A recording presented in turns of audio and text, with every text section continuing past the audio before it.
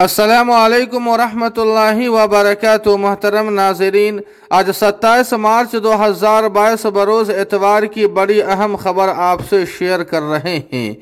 मौलाना अरशद मदनी साहब को मुस्लिम personal law board का सदर और मौलाना खलीलुर रहमान सज्जाद नोमानी को जनरल सेक्रेटरी बनाया जाए। मौलाना सलमान नदवी साहब।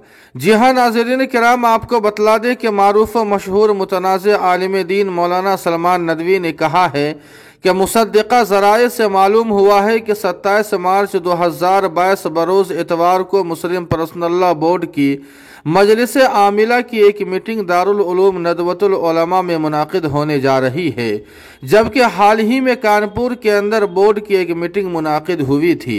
मौलाना सलमान नदवी ने कहा कि बोर्ड के जिम्मेदारान और अरकान ये चाहते हैं कि बोर्ड अपना किरदार अदा करे और ताकतवर बने ताकि इसकी बका की जमानत दी जा सके, जिसके लिए ज़रूरी है कि किसी फ़आल और मुतहर्रिक शख्स को बोर्ड का सदर बनाया जाए जो उसके तकाज़ों को पूरा कर सके।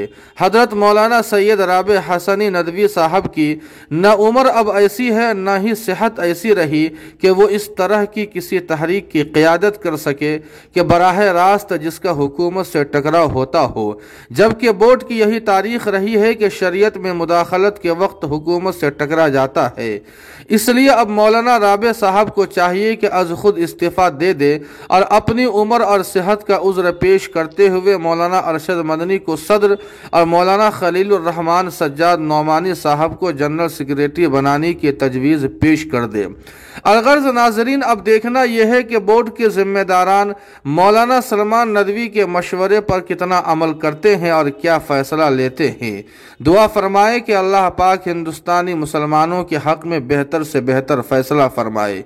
जी हाँ नाजरीन किराम, इस सिलसिले में आपकी क्या राय है कमेंट करके हमें ज़रूर बताएं। वीडियो को लाइक और शेयर कर दें और कासमी जीके को सब्सक्राइब करना न भूलें। वस्सलामु अलैकुम वरहमतुल्लाह।